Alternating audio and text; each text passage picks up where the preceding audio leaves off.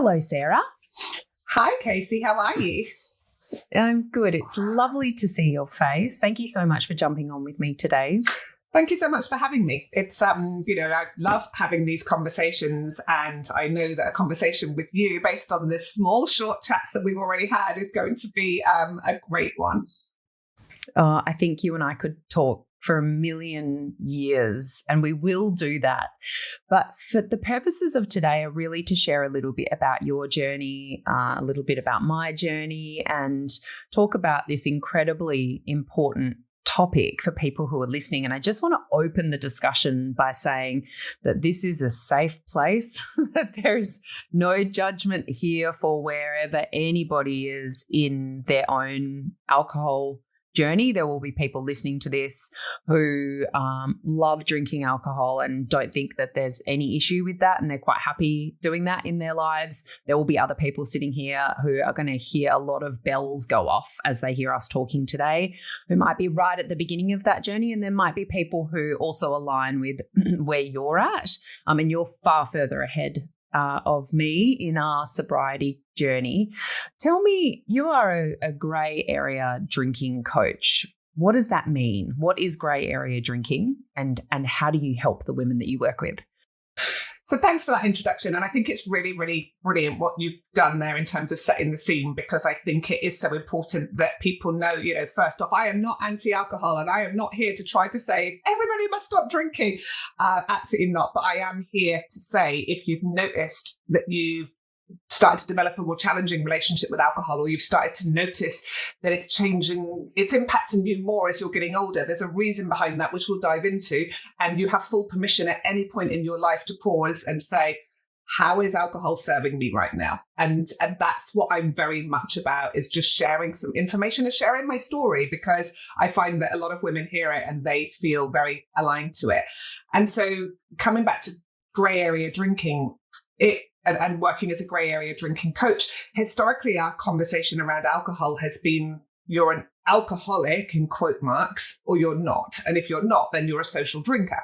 And I grew up in a world that, I can clearly remember my first exposure to someone who I considered alcoholic was Sue Ellen in Dallas in like the 1980s or something. And she was just this woman that sat around in silk nighties and dressing gowns all day, drinking hard liquor out of a bottle and just like doing the most disgraceful things.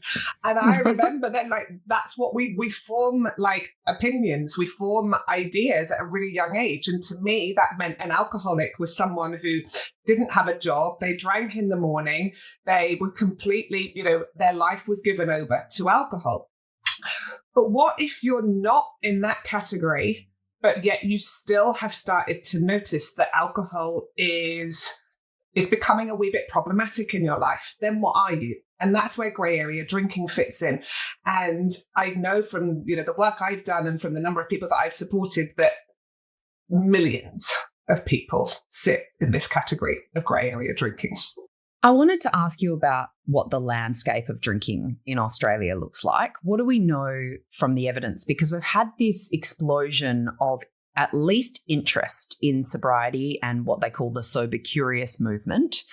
Do we know what the impact of that is on the data? Who's drinking more? Who's drinking less? What do we know? Just sort of set the scene for us in terms of what does the state of the use of alcohol look like in Australia right now? So one of the most concerning statistics, well, let's start with the positives. The positives are the younger generation are drinking less. So we know that, I started drinking at 14. That was very normal back in the UK in the 1990s. That was kind of what we did. But we know now that is happening less. We know that the younger generation are drinking less. We also know that some studies are showing that alcohol use is generally coming down, apart from one demographic. And the only demographic where alcohol use is going up and not down is middle-aged women. So women who are in that category from about 40 to 65 is where we're seeing alcohol use go up and not down. And the problem that I see with this is most of these women, because I speak to them day in, day out, I've got community with thousands of them, we don't identify ourselves as being alcoholics. And that's what keeps us stuck, because society says the only people that need to stop drinking are people who classify as an alcoholic. But what if you're in that grey area? And some of the signs, from anyone listening who might be thinking, well, what is this grey area that she keeps talking about? There's a couple of points and a couple of checklists that we can kind of run through very quickly to just help identify, am I a grey area drinker? So great. One of the first things would be we make rules around our drinking. And you're laughing there, so I know that you've been there like I was. We make rules, but then we will often find a reason to justify breaking the rules. So my rules were I don't drink Monday, Tuesday, Wednesday. I don't drink white wine on an empty stomach. I don't drink before 5 o'clock. Unless it's at the weekend and then I'm out having a lunch, then that's okay. But then it would be a Wednesday, and then I would feel like a drink. And then I'd be like, oh, no, I could just have a drink tonight. If I have a drink tonight, I won't have one tomorrow. So I'll have tomorrow's units tonight. And then that'll be okay, because there was just constant negotiation and constant chatter. We have a relationship with alcohol, whereas people that are not in the grey area, they're what we call take it or leave it drinkers. They are people that will have a drink every now and then. My friend Nat, she will go out. You'll be like, oh, I'm going to go to the bar. Do you want a drink? And she'll be like, what do I feel like? Oh, should I have a cider? Nah, I'm just going to have a Coke, actually. And that will be her. Whereas me, that was never me. I was planning my drinking. I'd probably have had 2 or 3 glasses before I even went out. Alcohol had a purpose and a presence in my life where I dedicated time, energy, and a lot of mental headspace to it. A couple of the other signs might be we often drink more than we intend to. I'm only going to have 1 or 2, but then we often have more. Another sign might be it's our go-to whenever we experience any kind of adversity in our life. So I'm stressed, I'm angry, my kids are doing my head in, my partner and I have had a massive argument, my boss has really upset me, whatever the thing, our first thought is, I need to have a drink. And we're turning to alcohol to make the feelings of that thing go away. And we'll come on to that in a second. I'll just finish a couple more. We're silently worrying about our drinking. So no one on the outside thinks we've got a problem. If I'd said to anyone, oh, I'm really worried about my drinking, pretty much all my friends would have been like, don't be ridiculous. You don't need to worry. You just drink like everybody else. Because the thing about grey area drinkers is we tend to surround ourselves with other grey area drinkers. And then our kind of benchmark of what is an appropriate amount of alcohol becomes a little bit skewed. So we might be silently worrying about our drinking, but we're not sure what to do. And we started to notice the negative impact of it. And all of sleep, anxiety, putting on weight, low energy, low mood, all of those things. And we might be like, right, I'm having a clean week. I'm not going to drink this week. I need to take some time off. But all those, we actually struggle to do that. So those are kind of some of the main tips, the main kind of points around identifying whether we sit in that grey area. It's so funny because I actually felt anxious listening to you rattle off all of those rules going, yep, done that one, tick, tick, tick, tick, tick, tick, tick. And I mean, I did every single rule under the sun. And like you say, we find or make excuses because of the challenges that our lives present. And I've said this a couple of times on the podcast before. I really feel like our lives are harder than they've ever been. And I say that with full acknowledgement of the privilege with which I say that. Life does feel particularly stressful, and I think that midlife increase in drinking, particularly for women, is so interesting to me because I feel like it dovetails perfectly with that myth that we were all sold about having it all. And I think it's that this is a symptom of trying to have it all. We can't have it all at once, and we are trying desperately to do that. And don't get me wrong, I don't want to go back to the days where our place was in the home with the children and our partners went off to earn the money. I love my career. I wouldn't give it up for anything. But doing that and the lion's share of the work at home and the lion's share of parenting and holding all of that emotional load that we know that we all hold and try to maintain some semblance of friendships and a sex life and hobbies. Remember hobbies? I don't have any hobbies. And I remember you saying in your book, there was a moment where you kind of raised your glass to a friend and said, this is my hobby. And by the sounds of it, we got really good at it, right? That's what mummy wine culture is all about. Yeah, exactly. And I think you're so right. Like we are, on paper, life has never been easier in terms of what we've got available to us, in terms of, the way we live our life now. But in reality, it's harder, because we've got all of these different impacts, social media and the stressors in our life. And women, especially in midlife, I think are juggling more than ever. And you throw in the mix, you've got, aging parents, you've got kids who are becoming teenagers and all that comes with that. And you might be dealing with both of those. And as you say, all the other stressors that come. And so you've got this catastrophe of all these things happening in a woman's life. And then you've got big alcohol coming along going, hey, I know you're stressed. This is your reward. This is your relaxant. This is how you can switch off at the end of the day. So I feel like big alcohol have really stepped in at a time where women are struggling and they're vulnerable and gone, I've got the perfect solution for you. And it has worked, because the most shocking stat that I've heard, Casey, is that alcohol use disorder in women has increased over 80% in the last 30 years. Now, that's not a coincidence. That stat comes from the fact that the women are the most stressed they've ever been, and big alcohol have come in and gone, I've got the solution to your stress. And we believe that we deserve it. And by all accounts, we do. Like, we really feel like we do, and we do deserve it. But what we deserve is a break, more support, something that lights us up, something that makes us happy. But we've been sold this dream that this toxin, which is what it is our shortcut to relaxation. It's our full stop between work and home, between day and night, between on duty and off duty. And I relied on it for years and years and years of my life. And the last thing that I ever want to do is come across as being in any way preachy. But I really honestly feel like sobriety is my superpower now. Like, you couldn't pay me to give it up. And I'm wondering, what do some of the women that you work with tell you about some of the impacts of quitting that surprised them? Yeah. Because we think, you mentioned before, weight, skin, sleep, all of those things are wonderful, wonderful impacts. But what are some of the things that happen to their lives that maybe surprise them, but maybe don't surprise you anymore? That's like the gold in the experience. Yeah, it's a great question. And I think it comes straight into your point there about the fact that there's no judgment on using alcohol as a solution to all of those issues.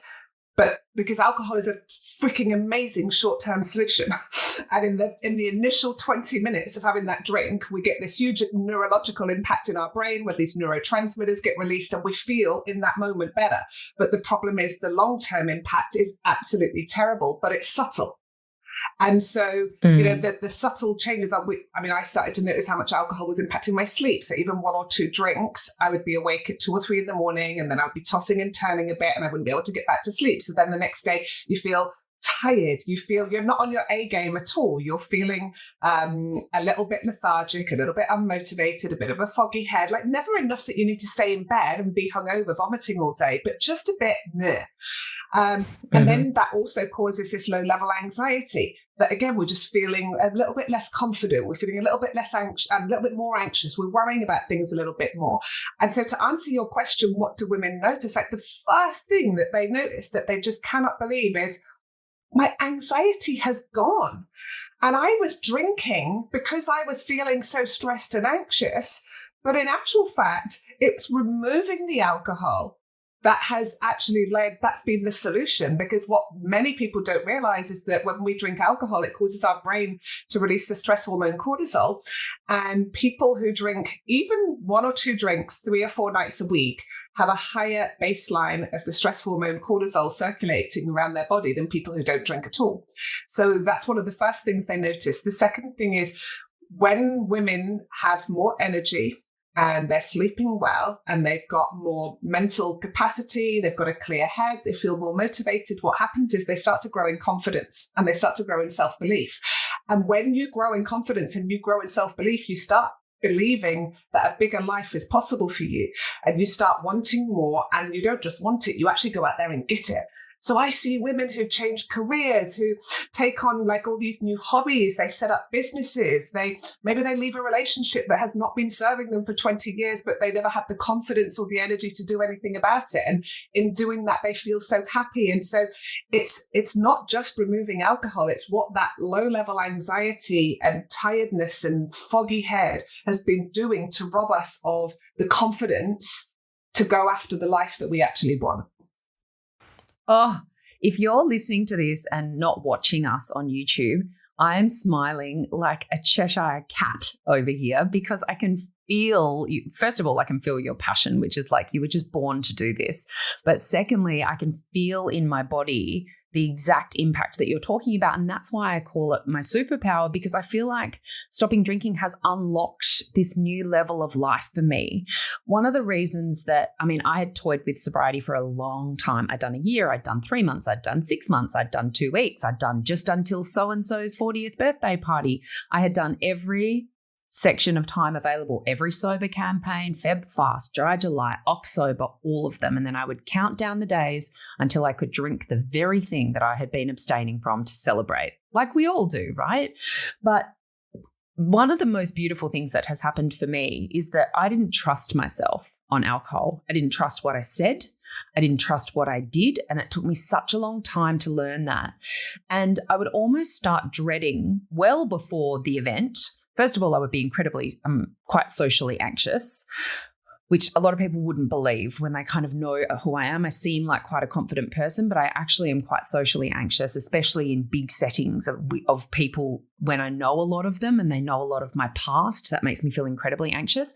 So like you, I would have a couple of drinks before I would get there because it would allow me to ease in. And then, of course, I would swing too far the other way. I wouldn't have eaten because I would be so anxious about going. But one of the beautiful things that has happened for me is that I quite look forward to going to so-and-so's 40th birthday party now, because I know that I'm going to remember every conversation. I know that I'm going to walk in there feeling quite confident, still a little bit shy and a little bit anxious, but I'm going to feel quite confident in my ability to hold and conduct myself in a way that I feel proud of. And I know that the next morning I can say, yeah, I'll take my kids to the beach at 6:30 a.m. or go to the 7 a.m. gym class, because I know that I won't be hungover. If I'm hungover again in my lifetime, it will be far too soon. I used to be so awful hungover, in bed all day, vomiting all day. Like current me can't believe that I did that to past me. I feel really sorry for her, thinking about who she was in, all those days spent in bed.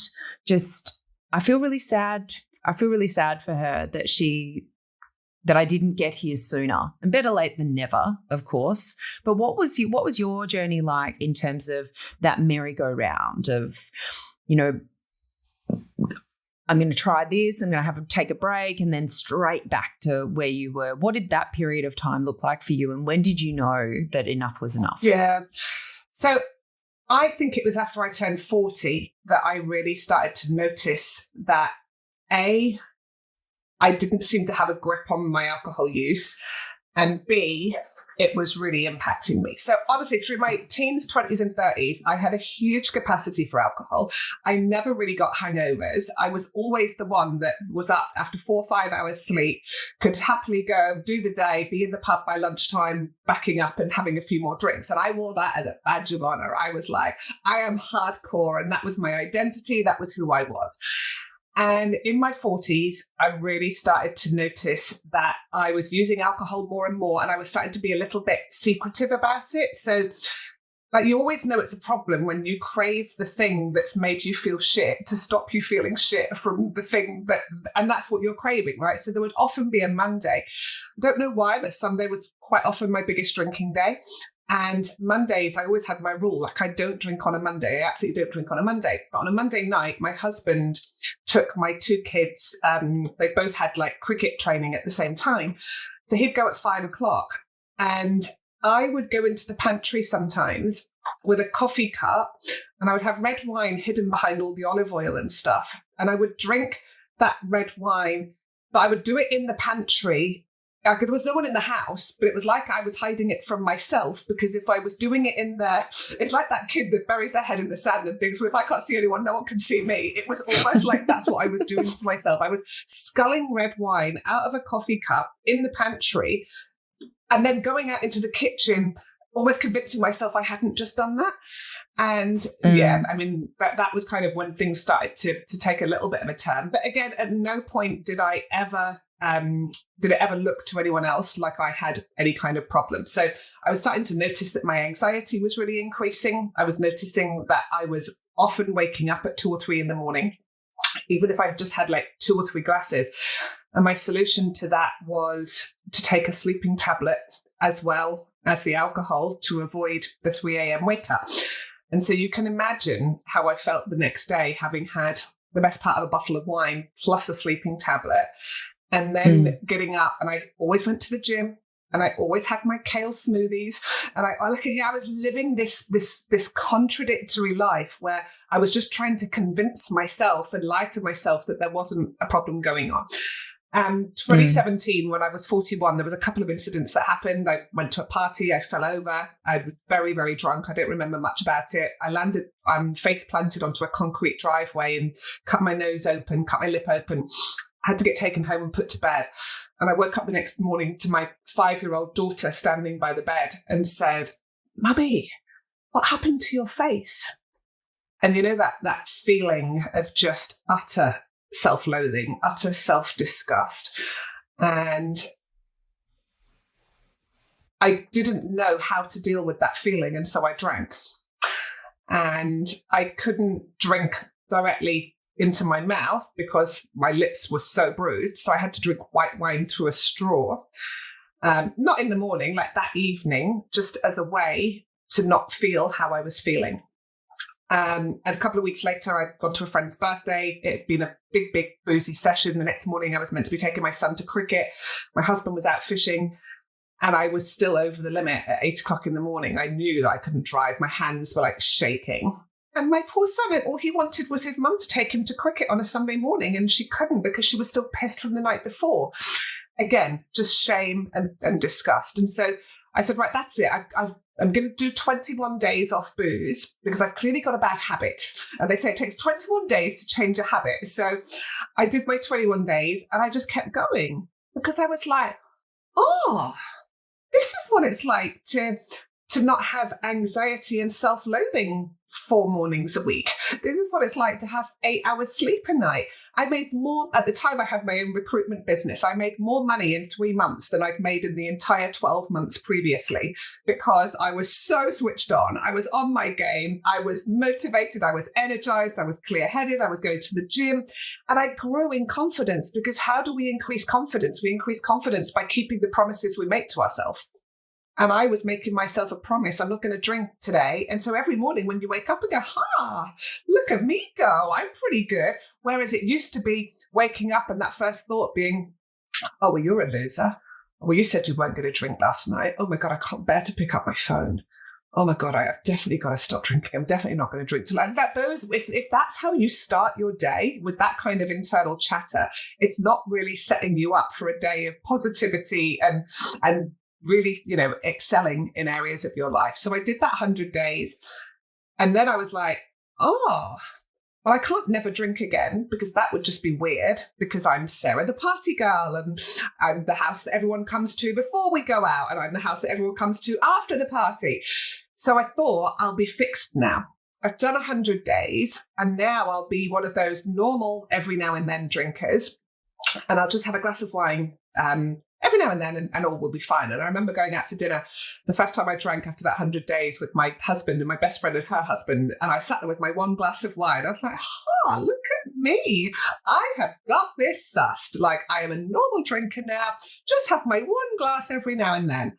Within a couple of weeks, I was back to drinking the same amount as before, because that is how it works with grey area drinkers. And so that followed 2 years of battling, trying so hard to moderate, Casey. I still believed that moderation was the goal, that moderation was what I had to aim for.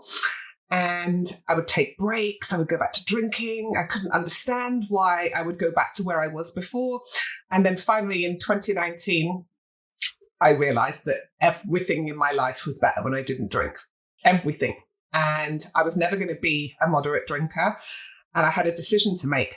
And it was to carry on drinking the way that I did, which was just not serving me anymore as I got into my 40s, or to remove alcohol, which I'd done several times and I knew was amazing. And I had to change my beliefs around alcohol. And when I did that, that's when it was. So April 2019, I had my last drink. Wow. So just gone 5 years. Yeah. Congratulations. Thank you. Yeah. Quite an achievement. It is. It is. It really is. And, you know, in those early days, you couldn't imagine getting to 5 years. And I'm only like 4 months in to this time. And I think the difference for me this time is I haven't put an end date on it. Every other time it's been until the end of the month or the end of the week or so-and-so's party or whatever it might be. And that feels different for some reason. People keep asking me, is this forever? You know, worried, like, are you never going to drink again? And I'm like, I have no idea. But until I desperately want to change it, then this is what I'm doing. And like I said, you couldn't pay me to change it right now. We've got so much going on in our lives right now. I've just cared for my dad for 2.5 years. My 6-year-old believes sleep is for the weak. And my husband and I said to each other the other day, can you imagine if we were drinking? How much harder our lives would be if we were drinking.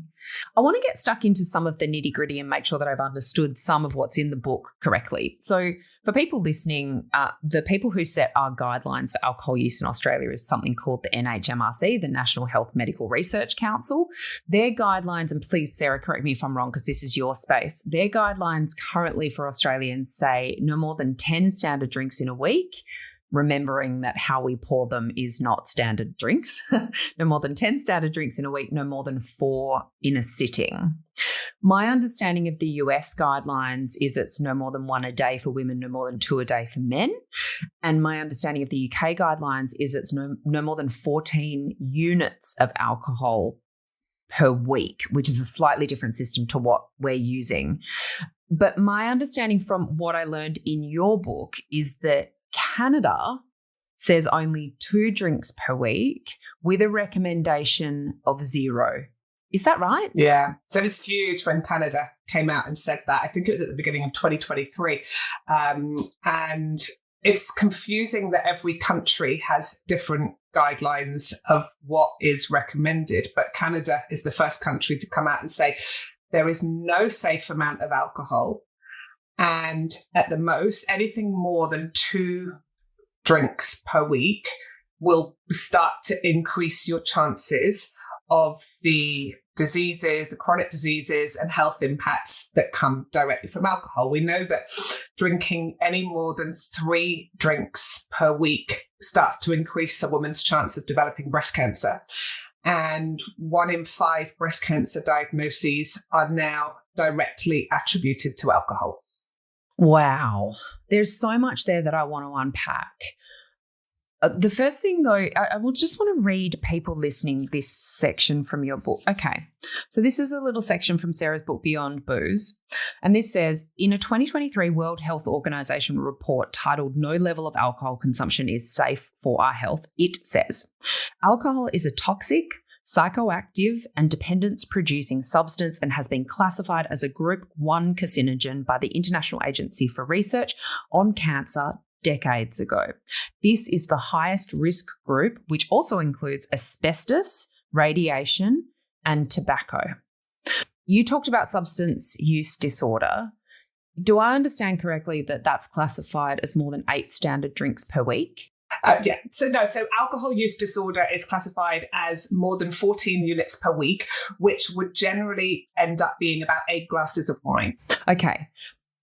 But our national guidelines say no more than 10 standard drinks a week. So our national guidelines are essentially at the level of alcohol use disorder. Are they not? Yeah. And that's insane. That's what's confusing. And going back to like talking about the concept of grey area drinking and alcoholism. So we don't use the term alcoholic anymore in the medical world. It's alcohol use disorder, mild, moderate, or severe. And mild alcohol use disorder would be classified as above those 8 drinks per week. Wow. And I just want to be really clear for people listening that addiction is a really serious mental illness that needs proper medical guidance and care.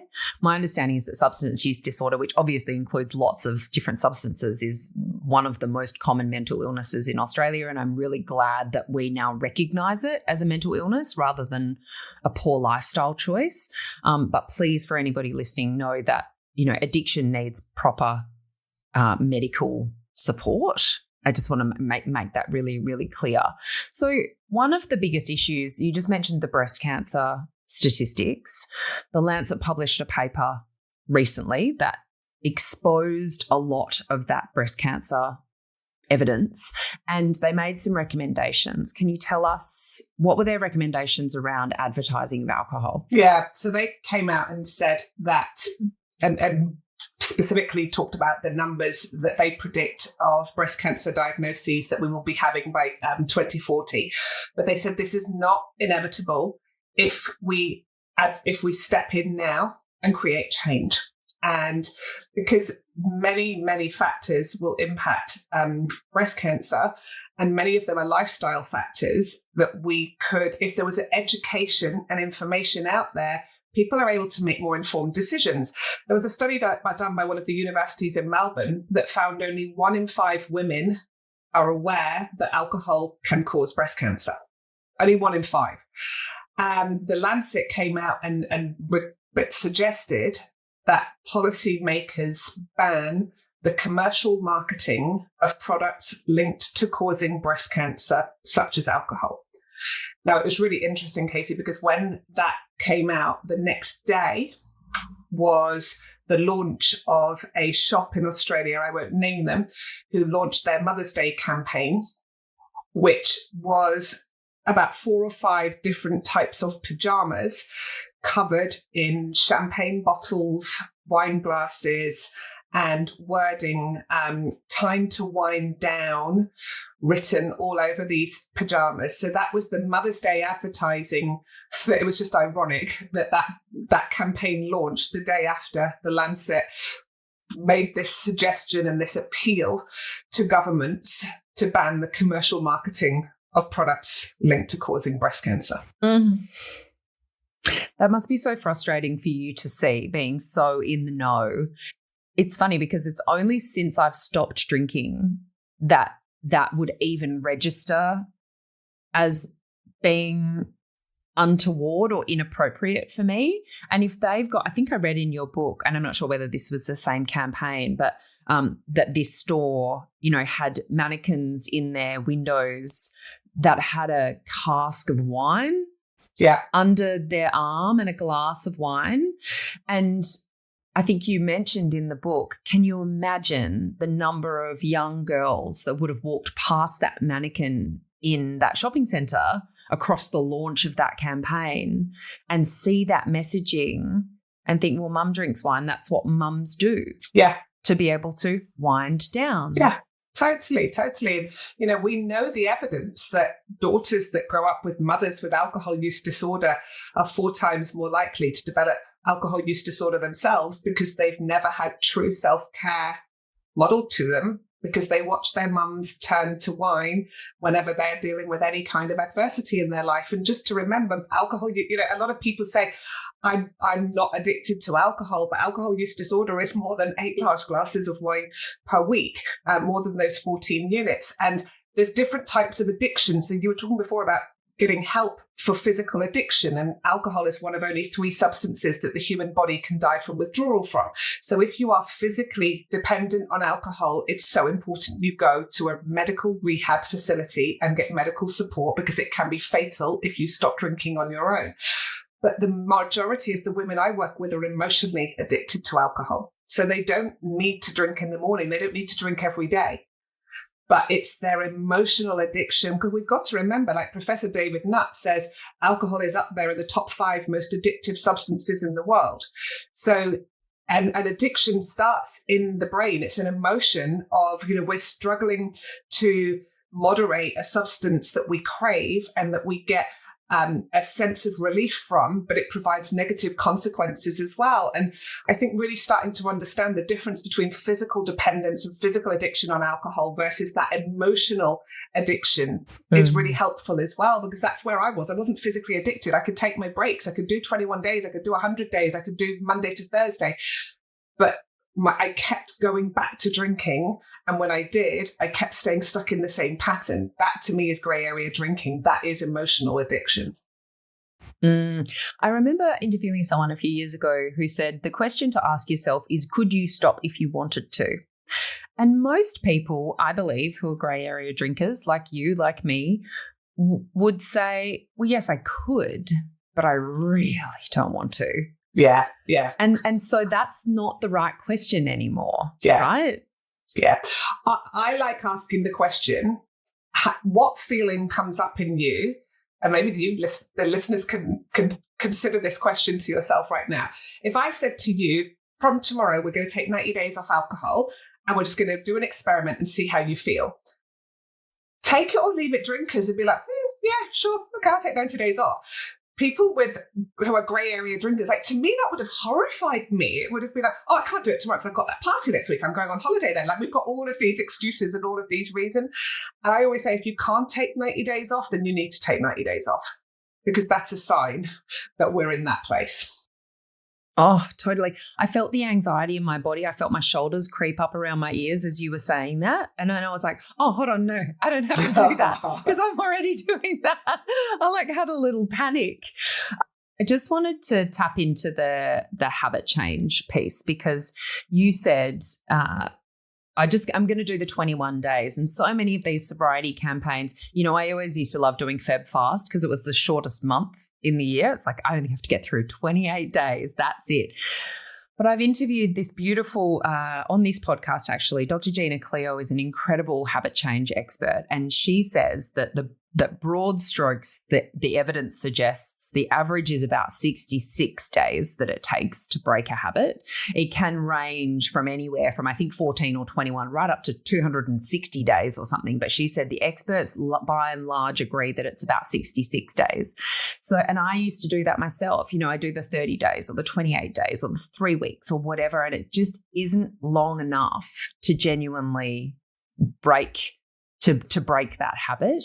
And if you double back, your listeners, if you double back to episode 1, we talk about alcohol quite specifically, and Gina gives you some quite tactical tips about how to help break the habit, that you can't just take it out, that you need to replace it with something else. So for example, for me, I still need to pour a glass of something when I come home from work. I haven't been able to completely break that habit.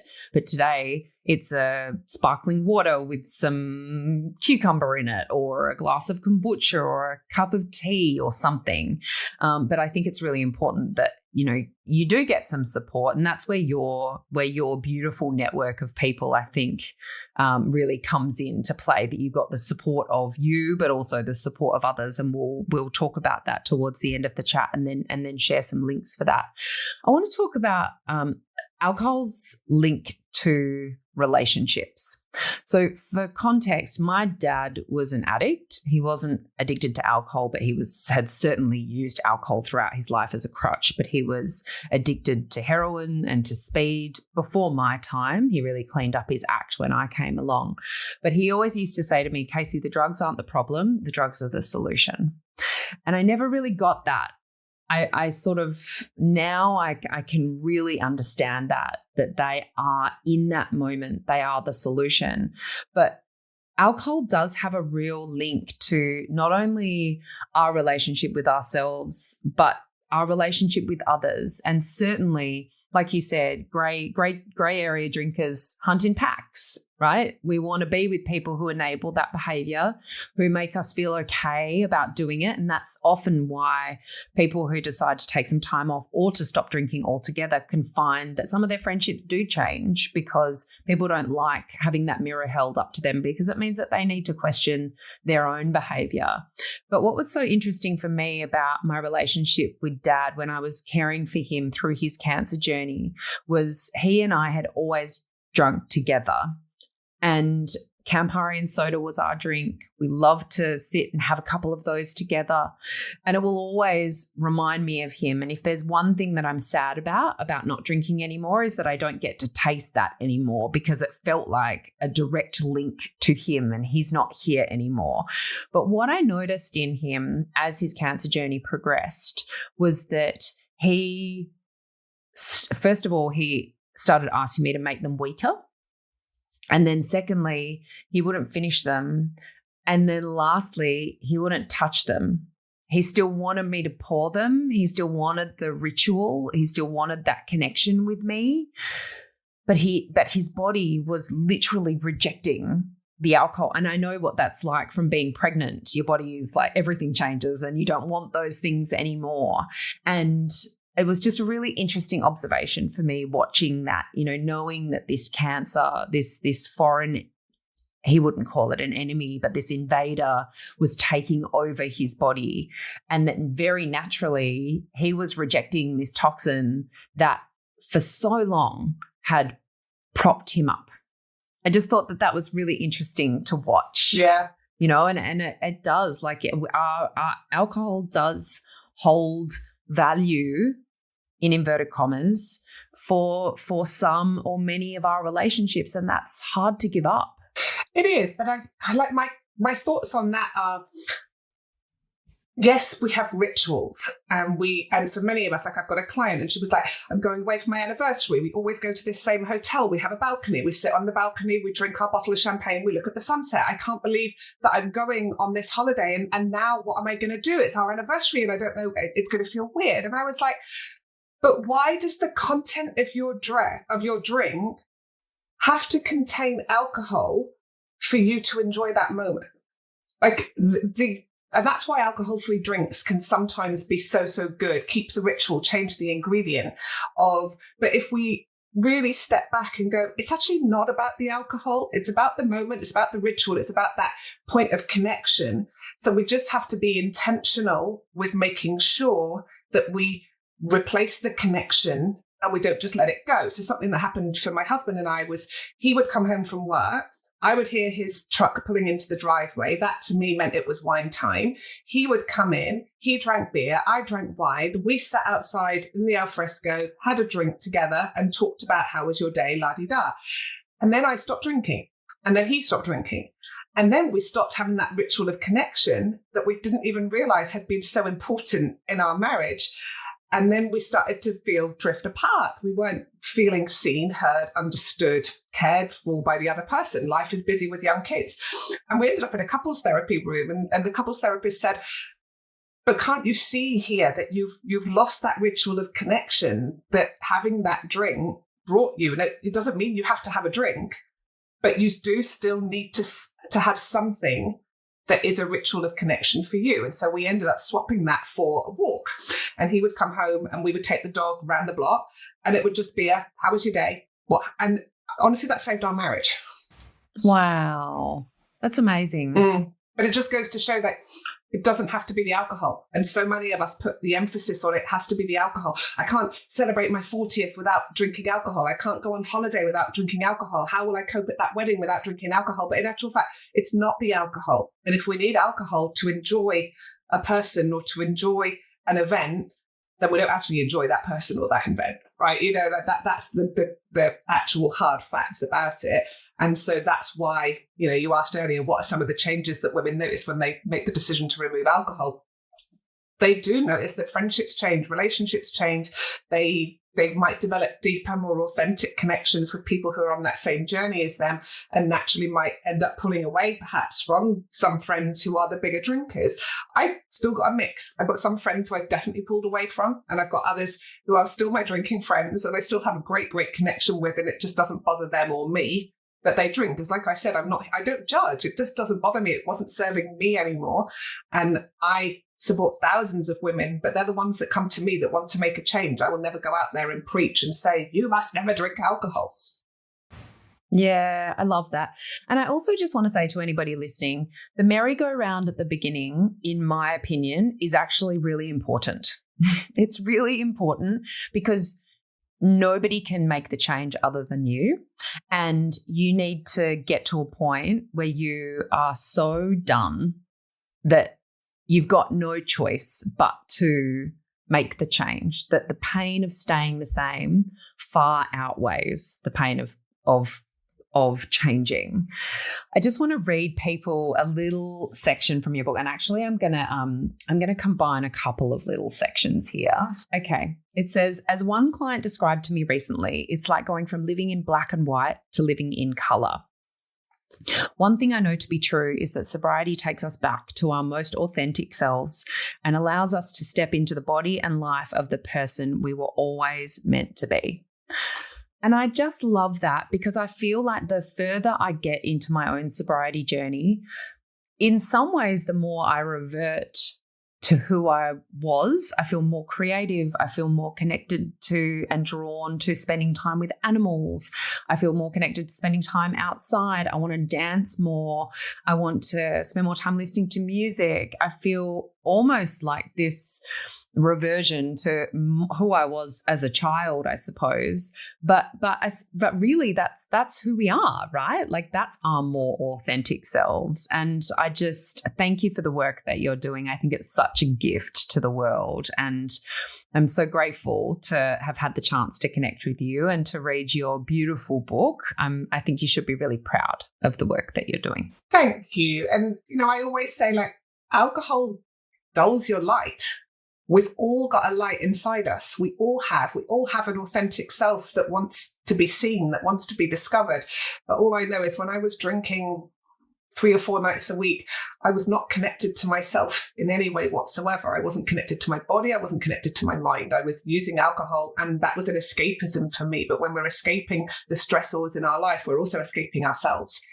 And in coming back to ourselves in sobriety, we actually get to know ourselves. And it's a journey. Like, you're just at the start of yours, and I'm excited for you.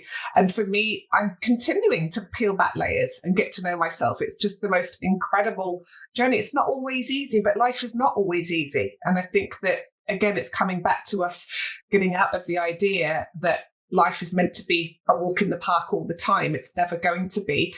But when we're using alcohol to avoid any emotions or to avoid the situations that make us feel sad or angry or stressed, we don't find healthy other ways to process those. And that's what we get to do in sobriety.